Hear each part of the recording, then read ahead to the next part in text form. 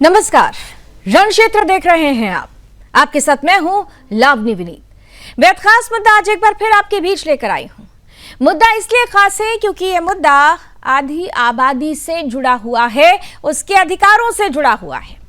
और वो अधिकार जो उसे खास तौर पर लोकतंत्र के मंदिर में 33% का आरक्षण दिलवाता हो, और उस मुद्दे पर विपक्ष ने जिस तरह से राजनीति की, अब इसके बाद एक आक्रोश उतर रहा है, एक आक्रोश निकल रहा है। और यही तस्वीर आज दिखाई दी लखनऊ की सड़कों पर।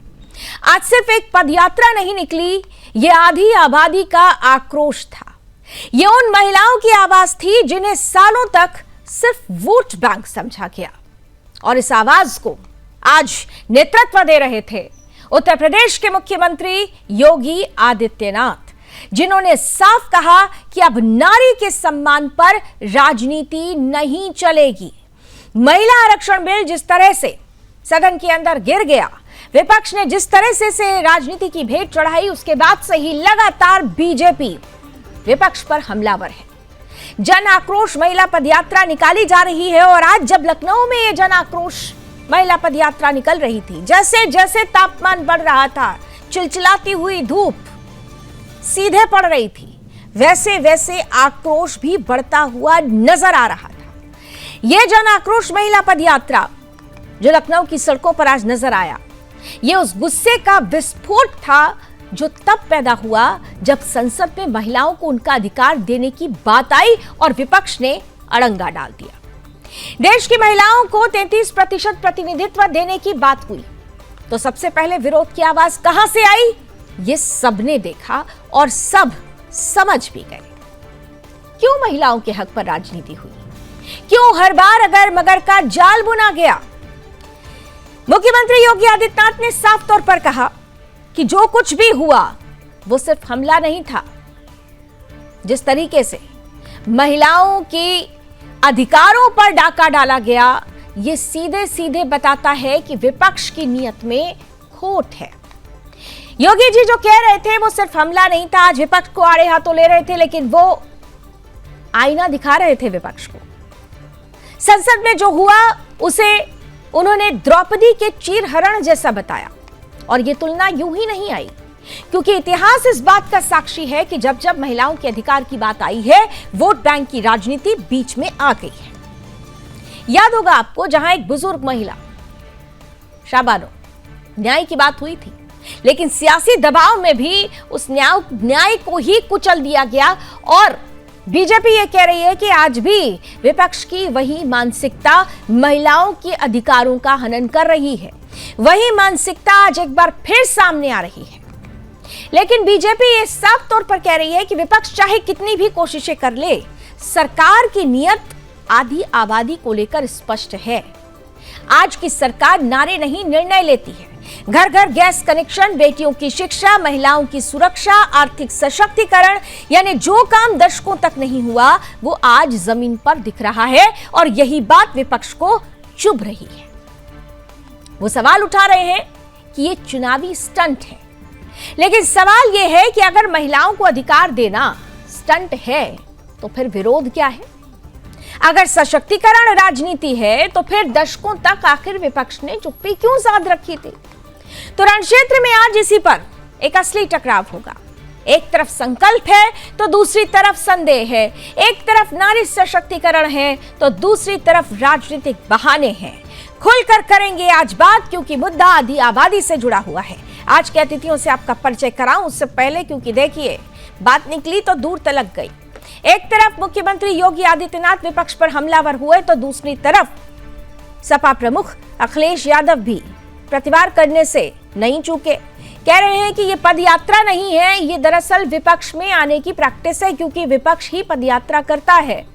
तो ये जो आरोप और प्रत्यारोप का दौर चल पड़ा है, इस दौर में सवाल स्पष्ट है कि आखिर महिला सशक्तिकरण जो कि समय की मांग है, उस समय की मांग को दरकिनार किसने किया, किसकी नीयत में खोट था, किसकी नीयत साफ रही, और महिला सशक्तिकरण का यह मुद्दा क्या आने वाले 2027 के चुनाव का सबसे बड़ा हथियार बनेगा, खुलकर इस पर बात हो, उससे पहले ये प्रतिक्रियाएं आपके सामने रखते हैं। ये कांग्रेस हो या समाजवादी पार्टी, इनका चेहरा और लोकतांत्रिक है, इनके कृत्य महिला विरोधी है।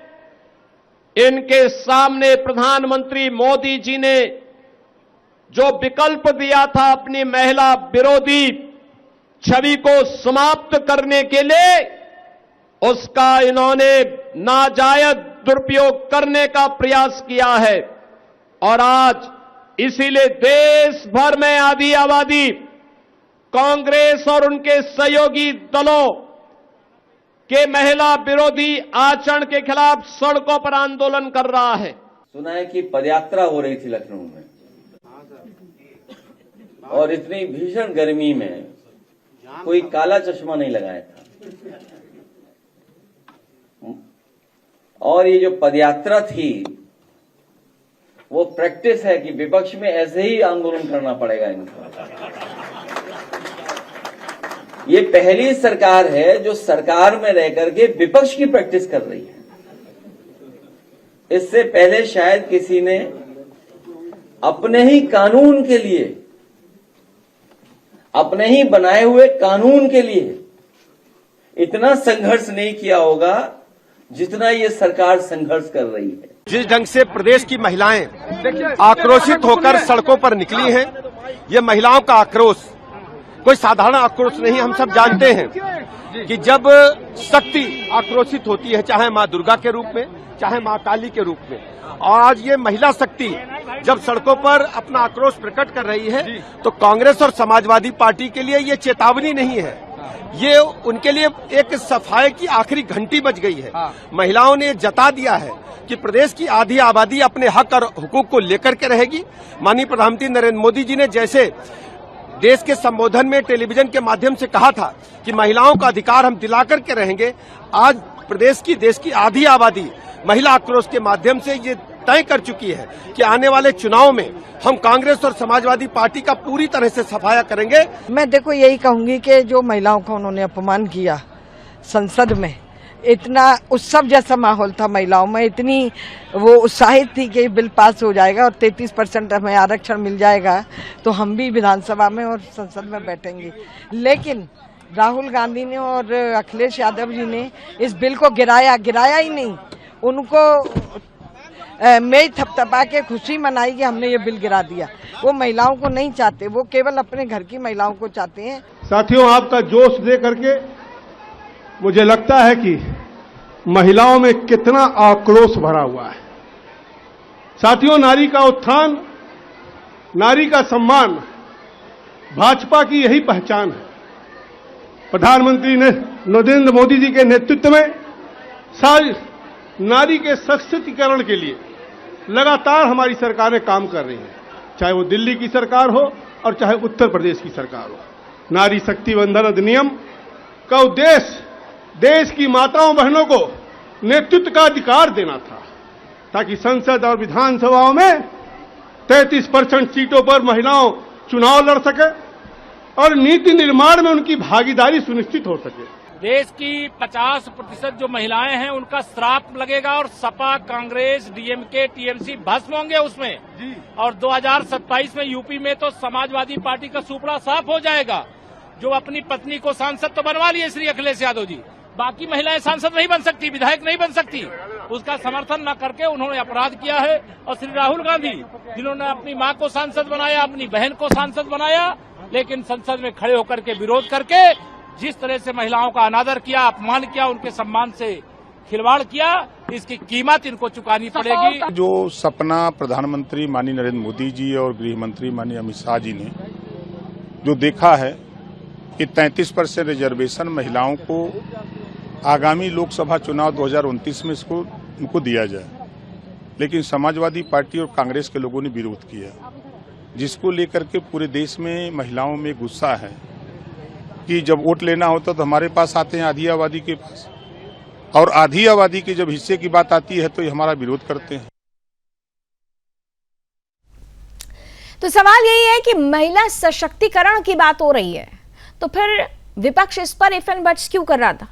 और जिस तरीके की परिस्थिति बनी जब बिल गिरा, तो साफ तौर पर अब बीजेपी ने यह ठान लिया है कि वो ऑफेंसिव मोड में रहेगी, क्योंकि साफ तौर पर यह कहा गया, प्रधानमंत्री नरेंद्र मोदी ने भी ये कहा था कि महिलाओं के अधिकारों के लिए आवाज जब जब बुलंद करने की बात आएगी वो ये आवाज बुलंद करते रहेंगे।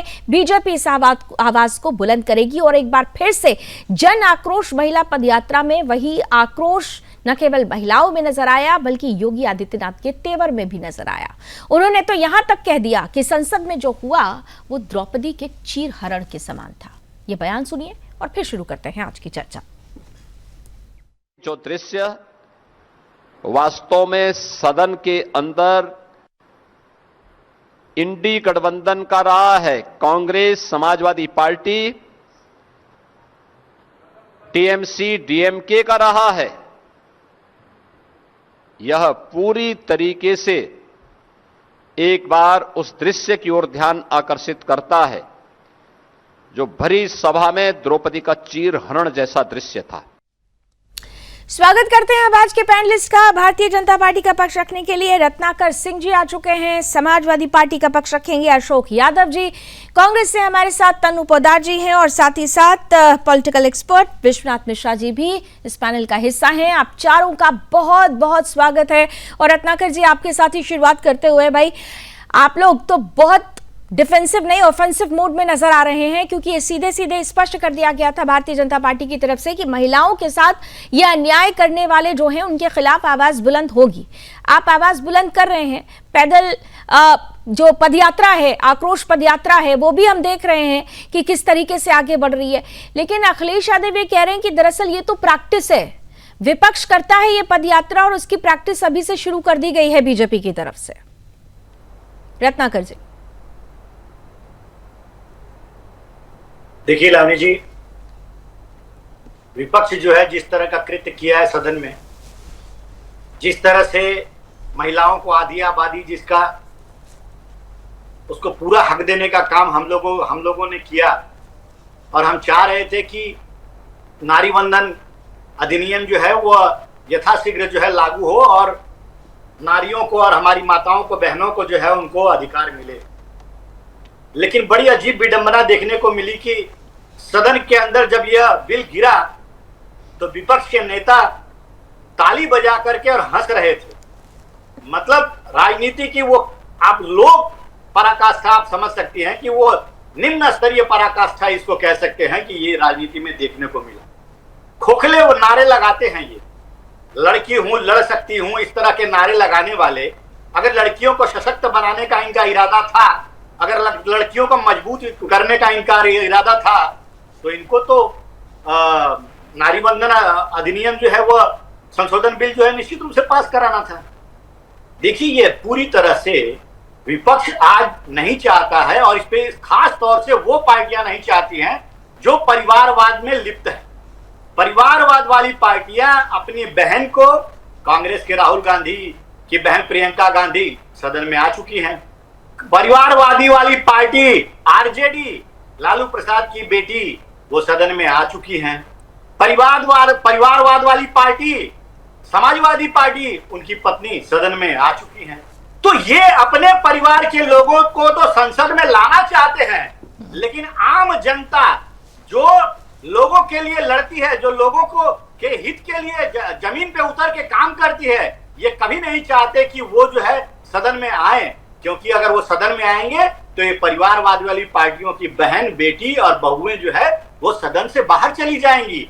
ये इनकी मंशा है। अशोक जी, यही डर है क्या? कहना चाहूंगा जी, जरा अशोक जी से इसका एक काउंटर आंसर ले लेती हूँ, फिर आऊंगी रत्नाकर जी आपके पास। अशोक जी, डर यही है क्या जो आरोप लगाए जा रहे हैं? क्योंकि यहाँ पर सवाल नियत का उठ रहा था सर जी। देखिए लावनी जी, अगर महिलाओं को आरक्षण की बात थी तो सितंबर 2023 में तो सारे दलों ने एक सुर से इस बिल को पास किया था, सबने इसके बिल के समर्थन में वोट दिया था। लेकिन जब उस बिल को एक बार पास कर दिया गया, जब वो कानून बन गया, फिर से दोबारा उसको संसद में लेके आने का औचित्य क्या था? उसके पीछे सिर्फ और सिर्फ एक मंशा थी कि इसी नारी शक्ति बंधन अधिनियम की आड़ में परिसीमन को लाया जाए गैर कानूनी तरीके से, और उसकी आड़ में विपक्ष की जो सीटें हैं उसका समीकरण खराब किया जाए। लेकिन अशोक जी, जब 2023 में आपने बिल्कुल ठीक कहा, आप सबने सहयोग दिया था, लेकिन उस वक्त तो स्पष्ट कर दिया था ना सरकार ने कि परिसीमन होने की वजह से ही ये रुका है, 26 में परिसीमन होगा, 29 से ये अप्लाई हो जाएगा। तो ये तो पहले ही स्पष्ट था, इसमें कहीं से इफ एंड बट्स था ही नहीं, और इस पर सारे के सारे राजनीतिक दल इस पर प्रतिक्रिया देते हुए उस वक्त नजर आए थे। तो ये तो ऑलरेडी क्लियर था ना, फिर इस पर क्यों राजनीति की आप लोगों ने? अटकाने का काम तो फिर आप लोगों ने दोबारा कर दिया। नहीं, देखिए लावनी जी, आपने कुछ चीजें स्किप कर दिया। हाँ, इतना आसान नहीं था। सरकार ने कहा था कि 2026 का जो सेंसस होगा, जो ताजा तरीन आंकड़े होंगे सेंसस के, उन आंकड़ों के आधार पर महिलाओं के को जो आरक्षण दिया जाएगा। तो गृह मंत्री 1.5 घंटे तक खड़े होकर संसद के अंदर बोल तो रहे थे कि भाई साहब सेंसस हो रहा है, वो तो स्पष्ट कर रहे थे, तब भी क्या उनकी भाषा आपको लोगों को नहीं समझ में आई? तब क्यों आपने विरोध किया? 2011 का सेंसस का इम्प्लीमेंटेशन करने का लॉजिक क्या था, सब आपके समझ में आया?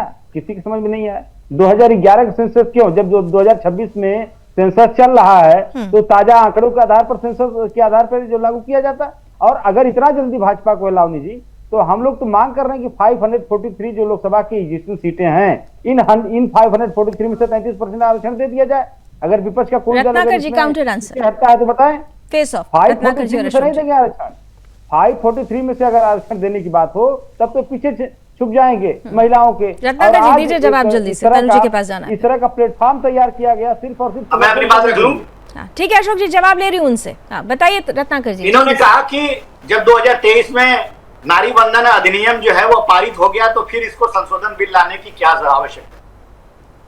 निश्चित रूप से नारी वंदन अधिनियम जो है वह 2026 के सेंसस के बाद अगर देखा जाए तो 50 साल तक इन्होंने फ्रीज किया था सेंसस कराने के लिए, मतलब जाति विशेष सेंसस कराने के लिए और कराने के लिए 50 साल तक ये जो इन्होंने फ्रीज किया था। लेकिन अब 2026 में जब ये डीलिमिटेशन हो रहा है, 50 साल तक इन्होंने डीलिमिटेशन के लिए फ्रीज किया था, और जब ये डीलिमिटेशन हो रहा है और डीलिमिटेशन होने के बाद लावनी जी 2.5 से 3 साल लगते हैं सारी प्रक्रियाओं को पूरी करने में। अगर वह 2.5 से 3 साल प्रक्रिया पूरी में करने में लगता है सेंसस के बाद, तो निश्चित रूप से 2029 के चुनाव में वह लागू नहीं होगा। वह 2029 के चुनाव के बाद यानी कि वह बाय डिफॉल्ट 2034 में चला जाएगा।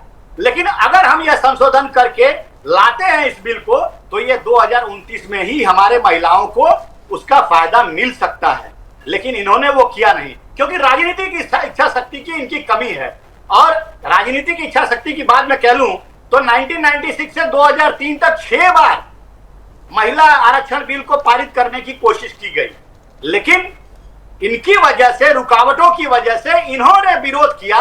इसकी वजह से जो है यह महिला आरक्षण बिल पास नहीं हो पाया, क्योंकि इनकी मंशा थी नहीं कि आबादी को पूरा हक मिले। वो तो भारतीय जनता पार्टी ने, इसीलिए अशोक जी बार-बार सवाल मंशा पर आकर टिकता है। ठीक है, मुझे याद है अशोक जी, आप शुरू से इस मैटर पे, डिबेट पर आप जुड़ते रहे और आपने बार बार कहा कि हमारी नीयत साफ है।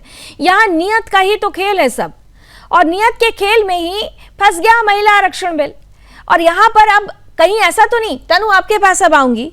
देखिए आप लोगों ने विरोध किया, प्रियंका वाड्रा गांधी आती हैं, एक बड़ी प्रेस कॉन्फ्रेंस भी करती हैं, कहती हैं हमें सब समझ में आ रहा है, इन्हें पता था कि नहीं ये बिल आने वाला है, विपक्ष विरोध करेगा और उसके बाद इसका भी ये एडवांटेज लेने की कोशिश करेंगे। अरे जब आपको सब कुछ पता था तो बेहतर ये होता कि आप महिला आरक्षण के पूरी तरह से समर्थन में आ जाते। ऐसा करके तो आप लोगों ने खुद सेल्फ गोल कर लिया है। तनु देखिए, पहले सबको नमस्कार। हम महिला आरक्षण बिल के विरोध में नहीं है। पहली बात, हम उस बिल के विरोध में हैं जो बिल जातिगत जनगणना और परिसीमन की बात कहता है, उसकी आड़ में महिला आरक्षण को पीछे छोड़ रहे हैं। ये 2023 में जब महिला आरक्षण बिल जो है वो कानून बन चुका था, तो इन्होंने परिसीमन और जातिगत जनगणना से उसको जोड़ दिया। और अगर आप 2011 के डेटा के बेसिस पर ही कराना चाहते थे तो आप तुरंत तत्काल प्रभाव से लागू कर देते। कांग्रेस तो कह रही है कि आप तुरंत लागू कर दीजिए, अगर समय लगेगा, आप कह रहे हैं कि महिलाओं को वेट नहीं कराना, तो आप बिना जातिगत जनगणना के, बिना परिसीमन के तुरंत तत्काल प्रभाव से लागू कर दीजिए। और प्रियंका गांधी वाड्रा की, जहां तक इन्होंने भी भाजपा प्रवक्ता ने बात कही कि वो कहती हैं कि मैं लड़की हूं, लड़ सकती हूं, तो इसका प्रमाण उन्होंने तब दे दिया था जब जंतर मंतर पर महिला पहलवान लड़ रही थी अपने हक और अधिकार के लिए, और उनको टिकट देकर के कांग्रेस ने बिठाया था और उनको चुनाव लड़वाया था। ये प्रमाण उन्होंने तब दे दिया। दूसरी बात, अभी योगी आदित्यनाथ जी जो है पैदल यात्रा पर निकल चुके हैं। ठीक है, सत्ता पक्ष में होने के बाद भी आप यात्राएं कर रहे हैं विपक्ष के खिलाफ, तो ये बताता है कि आज आपकी सत्ता पलटने वाली है, आपके अंदर डर है। तो आप जो यात्रा कर रहे हैं उसमें आप कह रहे हैं कि चीरहरण, तो चीरहरण तो उत्तर प्रदेश में हुए हैं, हाथरस कांड हुआ, उन्नाव कांड हुआ, बृजभूषण शरण सिंह उत्तर प्रदेश से, प्रज्वल रवन्ना, इनकी पार्टी के बलात्कारी नेता सारे आते हैं उत्तर प्रदेश से। तो योगी जी पहले उनको बोले कि वो चीरहरण होता था, ये कहां पर थे? तनु जी आरोप लगा देते हैं आप लोग, और आरोप प्रत्यारोप का ही खेल राजनीति होता है, लेकिन राजनीति समझने वाली आधी आबादी आजकल बहुत कुछ समझ रही है। मैं फिर दोबारा कह रही हूं कि कहीं गलती तो नहीं हो गई। ये गणितीय, ये जो जातीय गणित है, या फिर ये जो गणित का खेल आप लोग खेलते हैं कि इतना परसेंट उतना परसेंट, महिला ये नहीं देख रही है। महिला ये समझने की कोशिश कर रही है कि जब उसको कोई अधिकार मिल रहा था तो उस अधिकार में आड़े हाथों कौन आया, कौन रोड़ा बना। और यहां पर मुझे लगता है कि कांग्रेस को भी अब थोड़ा सा ये चिंतन करने की जरूरत है। बहरहाल विश्वनाथ जी, जल्दी से आपका कमेंट ले लूं, फिर सबके लिए एक बार फेस ऑफ एक राउंड जरूर लिया जाएगा। लेकिन विश्वनाथ जी देखिए, बड़ा मजेदार ये परिस्थिति बन चुकी है। अभी बंगाल और तमिलनाडु का चुनाव सामने है, सिर पर है। पहला फेज के लिए आज चुनावी प्रचार भी देखिए थम चुका है। अभी एक तरफ कांग्रेस के बड़े लीडर प्रधानमंत्री नरेंद्र मोदी के खिलाफ अपशब्द दे रहे हैं, इस पर भी बहस शुरू हो चुकी है। दूसरी तरफ महिला आरक्षण बिल को लेकर इन लोगों ने जो किया वो दुनिया देश ने देख लिया है। तो कहीं ऐसा तो नहीं एक के बाद एक करके विपक्ष अपने लिए सेल्फ गोल का एक पूरा बड़ा सा पुलिंदा तैयार कर रहा है और ये इनके लिए ही हानिकारक होने वाला है? ये बात समझ में नहीं आ रही इनको। धन्यवाद लावनी जी। लावनी जी देखिए, 33% महिला आरक्षण बिल जो है 1996 से लटका है। 28 साल में करीब 6 बार कोशिश हुई, लेकिन उसका कोई निस्तारण हो, वो किसी लॉजिकल एंड पर पहुंच जाए, इसमें कोई ना कोई बाधा जरूर डाली। अब कभी आप ये ओबीसी कोटे के नाम से समाजवादी पार्टी, आरजेडी, जेडीयू, मतलब कोई ना कोई अड़ंगा लगा करके इसको रोक लेना है। अब रोकने के पीछे रीजन क्या होता है? रीजन ये होता है कि भाई आप अपने परिवार की महिलाओं को तो पहुंचा लेते हैं, जो बड़े नेता हैं वो तो सदन पहुंच जाएंगी, लोकसभा, राज्यसभा, विधानसभा पहुंच जाती हैं, लेकिन जो आम कार्यकर्ता जो मेहनत करती है, सड़क पर पार्टी का झंडा उठा के घूमती है, उसको अवसर नहीं मिलता है। मैं फिर कह रहा हूं, इन राजनीतिक दलों को जिन्होंने विरोध किया है वो अपना नुकसान करने जा रहे हैं, क्योंकि उनकी आम महिला कार्यकर्ता ये समझाइए ना, विपक्ष ये बार बार कह रहा था कि भाई 50% दे दीजिए, हम तुरंत तैयार हैं, लेकिन परिसीमन के खिलाफ थे। हालांकि 1.5 घंटे गृह मंत्री ने खड़े होकर स्पष्ट करके बता दिया कि परिसीमन क्यों जरूरी है, क्योंकि अगर अभी रिप्रेजेंटेशन देखें तो 13% to 14% के आसपास से 33% के लिए ये जरूरी था। उन्होंने पूरा कैलकुलेशन बताया था, बावजूद इसके विपक्ष इस पर डटा रहा कि नहीं ये गलत, और आखिरकार बिल गिर गया। तो ये जो विपक्ष कहने की कोशिश कर रहा था वो जेन्युइन है या फिर वाकई इस पर सिर्फ और सिर्फ राजनीति की गई? देखिए, यहाँ समस्या ये थी लावनी जी, विपक्ष को अब लग रहा था सबके, और कुछ भी नहीं था इस पूरे कार्यक्रम में, वो तैयार हो जाते। उनको ये लग रहा था कि जो चूंकि इतने राज्यों के विधानसभा चुनाव है, अगर आज हम मदद कर देते हैं तो इसका सारा श्रेय बीजेपी ले जाएगी, और बीजेपी ले जाएगी तो हमको क्या लाभ होगा। इन्हें ये समझ नहीं आया कि विपक्ष में रहकर जब आप उसका सहयोग करते हैं तो आपके पास उसकी ज्यादा क्रेडिबिलिटी बढ़ती है। ये आपको समझना होगा। आपके पार्टी की वो कार्यकर्ता जो आगे आ सकती हैं, और सबसे महत्वपूर्ण चीज थी, एग्जिस्टिंग सीट्स का जो स्ट्रक्चर था वो नहीं बिगड़ रहा था। यानी आपके जो पुराने कार्यकर्ता, देखिए एक दिन में विधानसभा और लोकसभा की तैयारी नहीं करता है कार्यकर्ता, सामान्य रूप से वो 3 साल, 4 साल, 5 साल, 7 साल, 10 साल से लोग तैयारी कर रहे होते हैं कि अब हम इस सीट से लड़ेंगे, और उसके बाद अचानक आप उनकी पार्टी उनकी टांग खींच ले, गिरा दे कि नहीं अब यहां से 30% महिलाएं लड़ेंगी, जो कुछ सज्जनों ने, कुछ लोगों ने 543 में कहा 1/3 दे दीजिए, तो उनकी पार्टी में विद्रोह हो जाता है। उनकी पार्टी के ही जो एग्जिस्टिंग सांसद या सांसद प्रत्याशी थे वो विद्रोह कर बैठते, पार्टी को संभालना मुश्किल हो जाता है। सभी दलों की बात कर रहा हूं, जो विपक्ष की है बीजेपी, तो खैर के अनुसार बीजेपी में तो एक वो थोड़ा सा फिर भी कंट्रोल रहता है चीजें, उसमें कम रिएक्शन आते हैं। इन पार्टियों के लिए बड़ी समस्या हो जाती है, इनको ये समझ नहीं आ रहा। लेकिन चूंकि देखिए विपक्ष में है तो उनको लगता है यार बिना विरोध किए तो लगेगा नहीं कि हम, लेकिन विरोध के लिए सिर्फ विरोध, बिल्कुल विरोध के लिए सिर्फ विरोध करना, ये कहीं कहीं पर कभी ना कभी सेल्फ गोल भी साबित हो जाता है। तनु, एक बात आप समझ रही है, क्योंकि स्पष्ट रूप से उन्होंने भी समझाने का प्रयास किया, विश्वनाथ जी ने भी, कि भाई अगर जो स्ट्रक्चर है, अगर उसके लिए जरूरी है 33% के लिए कि उस स्ट्रक्चर को बढ़ाया जाए, उसमें बदलाव किया जाए, तो ये तो सबके लिए थे ना। इसमें तो कांग्रेस पार्टी के अंतर्गत भी वो चीज आती, समाजवादी पार्टी के अंतर्गत भी आती, बीजेपी के अंतर्गत भी आती। कोई किसी एक पर्टिकुलर पार्टी ने अपना फायदा लेने के लिए थोड़ी ये काम किया था, ये तो सबके लिए था, कलेक्टिव था। तो फिर क्यों इस तरीके का विरोध आप लोगों ने किया? देखिए, जब आप परिसीमन कराते, जितनी आबादी जिसका हिस्सेदारी की बात राहुल गांधी जी करते हैं, तो जब आप परिसीमन कराते सीटें वहां पर बढ़ती, तो आप देखेंगे कि कुछ दक्षिण के इलाके और कुछ उत्तर के इलाके हैं। तो ये जो भारतीय जनता पार्टी की साजिश थी, वो दक्षिण और उत्तर को आपस में लड़ाने की साजिश थी, कि जहां पर भारतीय जनता पार्टी जिन स्टेट तो मतलब आप दक्षिण और उत्तर करके महिला आरक्षण बिल को ही टारगेट कर देंगे। तो ये आप जाति कर रहे हैं जो अरे भाई, दक्षिण और उत्तर करके, इसका जवाब भी गृह मंत्री ने दे दिया था। वो 1.5% के हिसाब से उन्होंने बताया कि बिड सीट तो सबकी बढ़ेगी, और समझने की बात थी। और आप क्या ये दक्षिण और उत्तर करके महिला आरक्षण बिल को फंसा देंगे? सवाल तो यहाँ पर अटक रहा है ना। बन चुका है, मैं आपको बता रही हूँ। हाँ। ये बिल इसलिए लाए हैं, जनगणना जब इनको 2011 के बेसिस पर ही करानी थी, तो 2011 से समय था ना आपके पास, 2014 के बाद से आपकी सरकार थी, कर लेते आप। और 2011 की जनगणना के बेसिस पे जब आपको कराना था, तो इतना समय आपने क्यों डाल के रखा? और अभी भी आप कह रहे हैं कि तुरंत लागू नहीं होगा, तो आपने चुनावों के अंदर विशेष सत्र क्यों बुलाया? ये सवाल मेरा है। इसलिए बुलाया क्योंकि ये चाहते थे कि अगर बिल कांग्रेस समर्थन कर देगी इस बिल का, तो भी क्रेडिट ये ले जाएंगे, और कांग्रेस समर्थन नहीं करेगी तो नरेंद्र मोदी जी ने खुद सदन में खड़े होकर के ये स्टेटमेंट दिया। अच्छा, तो असली लड़ाई क्रेडिट की है, असली लड़ाई क्रेडिट की है। डर आपको क्रेडिट का है कि क्रेडिट बीजेपी ले जाएगी। अरे क्रेडिट तो सबको मिलता। अगर एक साथ एक सुर में विपक्ष महिला आरक्षण के मुद्दे पर समर्थन देता, तो क्रेडिट तो आपको भी मिलता। अब यहाँ पर आप लोगों ने खुद बीजेपी को मौका दे दिया, और देखिए मौके का नतीजा ये सामने दिख रहा है। ये जन आक्रोश महिला पदयात्रा में आप देख रहे हैं कि किस कदर महिलाएं उमड़ी थी। रत्नाकर जी, सवाल आप ही के साथ शुरुआत करती हूँ। देखिए, एक चीज तय थी, लगातार समाजवादी पार्टी हो या कांग्रेस हो, अदर विपक्षी पार्टी हो, वो एक बात कह रही थी कि भाई आप पूरी तरीके से स्थिति को स्पष्ट कीजिए, हम आपके साथ हैं। लेकिन यहाँ पर स्थिति साफ करने के बावजूद भी विपक्ष साथ नहीं आया, महिला आरक्षण बिल गिर गया। अब जिस तरह से आक्रोश रैली निकाली जा रही है, ये कहा जा रहा है कि बीजेपी अब इस पर फ्रंट फुट पर खेलने वाली है, ऑफेंसिव मोड में आने वाली है। लेकिन विपक्ष कह रहा है कि आप चाहे कितनी भी कोशिशें कर लें, इस बार महिलाएं भी समझ रही हैं कि किसने किसके साथ धोखा किया। वो तो आपको खुली चुनौती दे रहे हैं। और यहां पर आपने देखा हो तो अखिलेश यादव एक ट्वीट भी करते हैं कि आप झूठ को परोसा जाएगा, उसे फैलाया जाएगा, झूठ को सच करने की कोशिश की जाएगी। तो क्या आप लोगों के लिए चैलेंज बढ़ गया है? देखिए लावनी जी, अभी आपने सुना किस तरह से हमारे विपक्ष के लोग जो है कह रहे हैं कि ये क्रेडिट लेने के लिए जो है ये बिल है।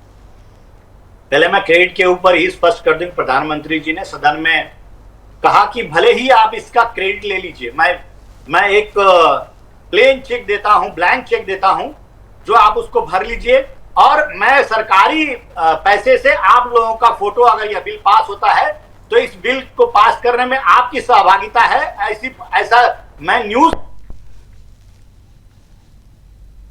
मुझे लगता है शायद रत्नाकर जी का बार बार कनेक्शन कट रहा है।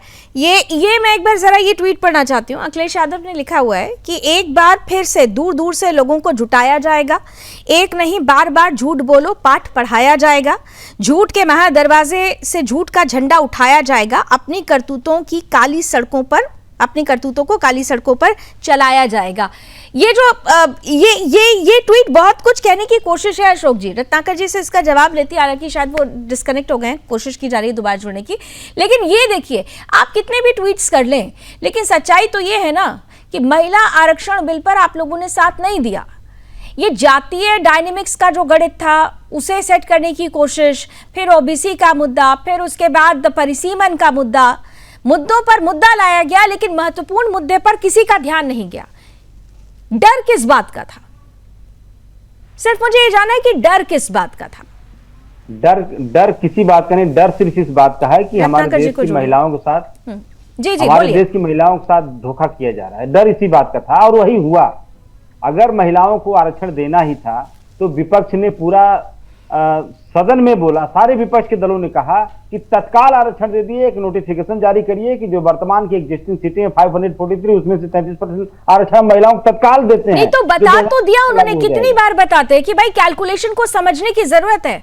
आप अगर 33% की बात करते हैं तो आपको फिर उसी हिसाब से सीट्स भी बढ़ानी होगी। बकायदा उन्होंने नाम लेकर कैलकुलेशन के साथ बताया था गृह मंत्री अमित शाह ने, तो भी क्या तब भी आप लोगों को कंफ्यूजन था या सिर्फ विरोध के लिए विरोध करना था? नहीं, गृह मंत्री जी सिर्फ भ्रम फैला रहे थे। आप ये बताइए कि अगर हम सुनिए, अगर SC ST को आरक्षण दिया जाता है ना इसी 5 नहीं, अगर वो भ्रम फैला रहे थे तो सर वो भी तस्वीर हमने देखी थी जब उन्होंने गाजियाबाद का जिक्र किया तो आपके ही मुखिया खड़े होकर कहते हैं ये नहीं, इतनी ही नहीं, इतनी पॉपुलेशन है। तो तब उन्होंने कहा भी कि आप स्पष्ट हो लीजिए, पॉपुलेशन ज्यादा हो गई है इसीलिए तो हम ये चाहते हैं कि सीट्स भी बढ़ जाए। तो कंफ्यूजन कहाँ हो रहा था जी? पॉपुलेशन ज्यादा हो गई, कितनी ज्यादा हो गई है? 16 साल पुराने आंकड़े से ज्यादा सटीक जानकारी मिलेगी कितनी पॉपुलेशन बढ़ी है कि तत्काल जो लेटेस्ट आंकड़ों से स्थिति क्लियर होगी कि पॉपुलेशन कितना बढ़ी है। गृह मंत्री जी को मैंने इसलिए कहा भ्रम फैला रहे थे। जब 2011 के आंकड़ों के आधार पर क्यों जनसंख्या ले रहे थे? 2026 का जब चल रहा है, सेंसस चल रहा है, तो उसके आंकड़े के आधार पर क्यों नहीं कर रहे थे? खाली उनको देखिए, पूरी मोदी सरकार की एक साजिश थी कि एक प्रदर्शन की पृष्ठभूमि तैयार किया जाए। ये 3 दिन का जो सेशन था संसद का, ये 3 दिन सिर्फ साजिश के तहत चलाया गया कि विपक्ष को महिला विरोधी घोषित कर दिया जाए और उसके आड़ में प्रदर्शन किया जाए और जोर जोर से चिल्लाया जाए, सड़कों पर चिल्लाया जाए, विधानसभा में चिल्लाया जाए कि विपक्ष महिला विरोधी, विपक्ष महिला विरोधी। अरे भैया, आप महिला हितैषी हैं तो 543 में से लागू कर देते। लेकिन घड़ियाली आंसू बहाएंगे। घड़ियाली आंसू को एक मतलब मुहावरा है कि झूठी सहानुभूति। लेकिन अगर घड़ियाल का आंसू देखा जाए लावनी जी, तो साइंटिफिक रीजन ये होता है कि जब घड़ियाल किसी का शिकार करता है, झूठी सहानुभूति आपने कह तो दिया, लेकिन साहब ये भी तो देखिए कि समर्थन किसका किसके साथ जा रहा है। आज जन आक्रोश रैली की तस्वीरें आपने देखी थी या नहीं देखी थी? नहीं, जन आक्रोश आप लोगों ने तो वहां आई हुई महिलाओं का भी अपमान कर दिया।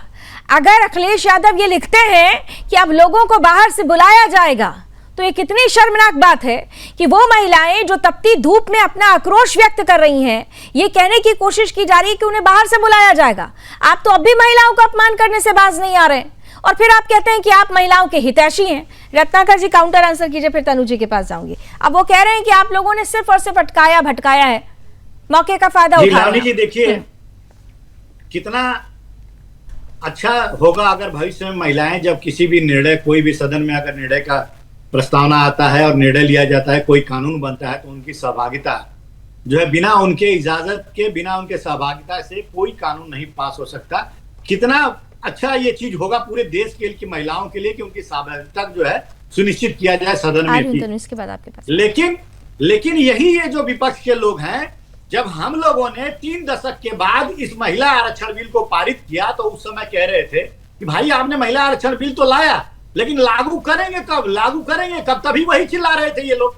और जब हमने इनकी पूरी विवेचना की और हमें लगा कि ये डिलिमिटेशन के बाद जो टाइम बहुत निकल जाएगा, तो हमने सोचा कि इसको संशोधन करके और इस बिल को लाया जाए। और जब हम इस बिल को ला रहे हैं, तभी ये चिल्ला रहे हैं कि इतनी जल्दी क्यों, इतनी जल्दी क्यों? इनका मकसद जो है महिलाओं को अधिकार देना नहीं है, इनका मकसद जो है वो विरोध करना है। चाहे कोई भी हम कानून लेकर के आए, चाहे विरोध के लिए सिर्फ विरोध करेंगे तो ऐसे कैसे चलेगा? ठीक है, तनु खुद महिला है। तनु जी, विरोध के लिए सिर्फ विरोध। आज जिस महिला आरक्षण बिल का ये क्रेडिट ले रहे हैं, उनको मैं बता देती हूँ कि राज्यसभा अरे में कहाँ क्रेडिट ले रहे हैं? फिर आप कहती हैं कि आपको बोलने नहीं दिया जाता। क्यों आप लोग परसेप्शन बना रहे हैं? प्रधानमंत्री नरेंद्र मोदी ने सदन के अंदर खड़े होकर कहा कि आपको क्रेडिट लेना है, क्रेडिट ले लीजिए, वादा बुलवाना है, वादा ले लीजिए, आपको गारंटी चाहिए, गारंटी ले लीजिए, यहां तक उन्होंने कहा। तभी आप लोग एक ही बात पर अटके हुए हैं। ये क्रेडिट की लड़ाई नहीं है मैडम, ये क्रेडिबिलिटी की लड़ाई है। सवाल सुनिए Tanu, let me finish my question, और सुनिए क्वेश्चन पहले। सवाल क्रेडिट का नहीं है, सवाल क्रेडिबिलिटी का है। आपकी क्रेडिबिलिटी पर भी सवाल उठ रहा है, कांग्रेस की क्रेडिबिलिटी पर सवाल उठ रहा है। जवाब दीजिए। देखिए, अगर ये चाहते हैं कि महिलाएं नेतृत्व करें, उनकी भागीदारी हो, तो मेरा सवाल ये है कि अगर आप 543 सीटों में 33% आरक्षण दे देंगे, 181 सीटों पर महिलाएं बैठ जाएंगी, तो आपको दिक्कत क्या है? और अगर आप कहते हैं कि 850 सीटों में 33% आरक्षण आप देंगे और 569 सीटें लाएंगे, तो मुझे एक बात बताइए, आप 543 टोटल सीटें हैं अभी, और जब आप 33% आरक्षण 850 सीटों में देंगे और 569 जब वो हो जाएंगी तो वो 569 सिर्फ पुरुष बैठेंगे उस पर, तो आप महिलाओं, तब भी महिलाएं 33% ही होंगी और अब भी महिलाएं 33% ही है, तो सीटें बढ़ाने का सीधा सीधा मतलब ये है कि आपको दक्षिण और उत्तर को बांटना है, आपको दक्षिण और उत्तर में लड़ाई लड़वानी है, इसलिए आप सीटें बढ़ाना चाहते हैं। मुझे जवाब दीजिए, जवाब दीजिए। जातिगत जनगणना आपने कराई नहीं, ओबीसी एससी एसटी मुस्लिम महिलाओं का हक आप मार रहे हैं और उसके बाद आप कह रहे हैं कि 2011 के बेसिस पे आप कर देंगे। अब सुन लीजिए, मुस्लिम महिलाओं की इतना चिंता होती ना तो शाहबानो का केस नहीं हुआ होता, पलट दिया था आप लोगों ने। ये शब्द आप जब बोलते हैं कांग्रेस के कोई भी नेता आकर या कोई भी प्रवक्ता आकर ये मुस्लिम महिलाओं की जो हिमायती बनती है उनको कम से कम अपने इतिहास के आईने पर लगी हुई धूल को साफ करना चाहिए। तो इतिहास में जो आप लोगों ने किया है ना उसे पलट कर देख लीजिए। मुस्लिम महिलाओं की कितनी हिमायती आप लोग रहे हैं, तो 3 तलाक भी आपको खत्म कर देना चाहिए था, लेकिन नहीं, और यहाँ बैठकर मुस्लिम महिलाओं के हक की बात कर रही हैं। छोड़िए, रत्नाकर जी काउंटर आंसर कीजिए। लावनी जी, एक चीज मैं स्पष्ट करना चाहता हूँ यहाँ पे, एक चीज मैं बहुत स्पष्ट करना चाहता हूँ यहाँ पे। मैं 3 बार सुना ये चीज कि 543 जब सीट्स हैं उसमें क्यों नहीं आप 33% जो है वो रिजर्वेशन लेके आए, और ये समाजवादी पार्टी के प्रवक्ता ने भी कहा और कांग्रेस पार्टी के प्रवक्ता ने भी कहा। ये किस भ्रम में जी रहे हैं? जोश में टीएमसी के सांसद ने कहा कि 543 सीटें हैं उसमें 33% लेके आइए, जोश में कहा उन्होंने सदन में। और उसी सदन में जब माननीय गृह मंत्री जी ने कहा कि 1 घंटे का सिर्फ मुझे समय दीजिए, मैं इस ड्राफ्ट में परिवर्तन करके लाता हूं और इसी 543 में आप जो है रिजर्वेशन लाइए, आप पारित करिए। लेकिन तब इनकी बोलती बंद हो गई, तब किसी ने जवाब नहीं दिया। आज ये यहाँ पे बैठ करके झूठ और भ्रम फैलाने का काम कर रहे हैं कि 543 में 33% क्यों नहीं लेके आते। हम लेके आएंगे, हम 543 में भी 33% लेके आएंगे। अगर डिलिमिटेशन हो गया तो 850 में भी 33 लेके आएंगे। देखिए, हम भी यही कह रहे हैं कि 543 में 33% आरक्षण चाहिए, लेकिन हम चाहते थे कि जातिगत जनगणना हो, आप उसको करा नहीं पाए। जब आपने कहा कि जातिगत जनगणना और परिसीमन में समय लगेगा, महिलाओं को उनका अधिकार नहीं मिलेगा, तब हमने आपसे ये कहा कि ठीक है आप लागू कर दीजिए। मैं लावनी जी अपनी बातों को रख लूं, इस तरह से 1 घंटे का समय जो गृह मंत्री जी मांग रहे हैं, बिल को हटा करके आप लोग बैठे हैं, आपके पास 1 घंटे का समय नहीं था। सुनिए, झूठ फैलाने का काम क्यों कर रही है अभी आप? अभी आप बोल रहे हैं कि 543 में 33% माननीय गृह मंत्री जी ने कहा, तब आप लोग क्यों नहीं किया? आप लोगों ने मांग करना चाहिए, हम 1 घंटे में ड्राफ्ट में संशोधन करके लेके आते। इलेक्टोरल सिस्टम पर कब्जा करना चाहते हैं। लावनी जी, मैं अपनी बातों को रख लूं, ये वर्सेस में क्या है ना, ये इनकी बातें नहीं, बात तो मुझे दोनों की समझ में आ गई। अब ये सिस्टम पर भी आ गए कि इलेक्टोरल सिस्टम को हाईजैक करना चाहते हैं, लेकिन कई जगह पर आप भी जीतते हैं, अब वहां पर इलेक्टोरल सिस्टम को नहीं हाईजैक किया जाएगा। एनीवेज, ये इस परिस्थितियां भी बनती रहेगी। लेकिन विश्वनाथ जी, आप बता दीजिए जल्दी से कि 2027 की तैयारी तो अभी से शुरू हो गई है साहब। देखिए, असली वजह जो है पॉलिटिकल बाधा है। आप देखिए, समाजवादी पार्टी को देख लीजिए, जब 1996 से लेकर के जब से है, उन्होंने लगातार विरोध किया, एक बार शायद छोड़ के जब पास हुआ है, लगातार विरोध वो और आरजेडी लगातार विरोध करते रही है। कांग्रेस का स्थिति याद करिए, कांग्रेस भी लगातार विरोध करती रही। उनके पास, हालांकि उन्होंने उनकी यूपीए 2 में जब उनकी रेजिम थी, राज्यसभा से उन्होंने पास करा लिया। ठीक। तो समाजवादी पार्टी के सांसदों ने याद करिए बिल फाड़ दिया था। यानी कुछ मूल भाव ये नहीं है जो आप ये विपक्ष के नेता ये समझ ही नहीं पाते हैं कि क्या कह के विरोध करें। उनका मूल जो प्लैंक है वो विरोध करना है, रोकना है, लेकिन कहें क्या वो समझ नहीं पाते हैं। उनके मुंह से निकल गया है, मूल अगर विरोध करना है तो वो विरोध भी अगर सकारात्मक हो तो लोकतंत्र के लिए अच्छा माना जाता है, क्योंकि लोकतंत्र की, भारत के लोकतंत्र की ये खूबसूरती है कि यहाँ पर सत्ता है तो दूसरा विपक्ष भी है और उसे बोलने का अधिकार भी है। लेकिन बोलते समय, कहते समय, विरोध करते समय अगर लक्ष्य सकारात्मक रखा जाए तो बड़ी तस्वीर भी आती है। लेकिन यहाँ पर अब एनालिसिस करने की ज़रूरत शुरू हो चुकी है। बहुत बहुत धन्यवाद हमारे साथ जुड़ने के लिए। आप लोगों ने सभी ने अपने मन की बात रखी। मुलाकात होती रहेगी क्योंकि अब तो चुनावों का दौर है। अभी पश्चिम बंगाल, तमिलनाडु है, तो इसके बाद जिस तरीके की 2027 की अभी तस्वीर उभर कर सामने आ रही है वो ये बता रही है कि 2027 में जब उत्तर प्रदेश में चुनाव होगा तो सबसे बड़ा जो मुद्दा होगा वो महिला सशक्तिकरण का, महिला आरक्षण का होगा। और इसी मुद्दे को लेकर साफ तौर पर बीजेपी बीजेपी ऑफेंसिव मोड में आ चुकी है, क्योंकि बीजेपी का कहना है कि आधी आबादी को उसका अधिकार दिलाना ये उन्होंने अपना लक्ष्य और उद्देश्य रखा है। और लक्ष्य और उद्देश्य जब सकारात्मक हो तो तस्वीर भी सकारात्मक होती है। विपक्ष को ये समझना होगा। Thank you so much again जुड़ने के लिए। रण क्षेत्र में अभी बस इतना ही। देश और दुनिया की तमाम खबरों के लिए आप देखते रहिए सुदर्शन न्यूज। जय हिंद।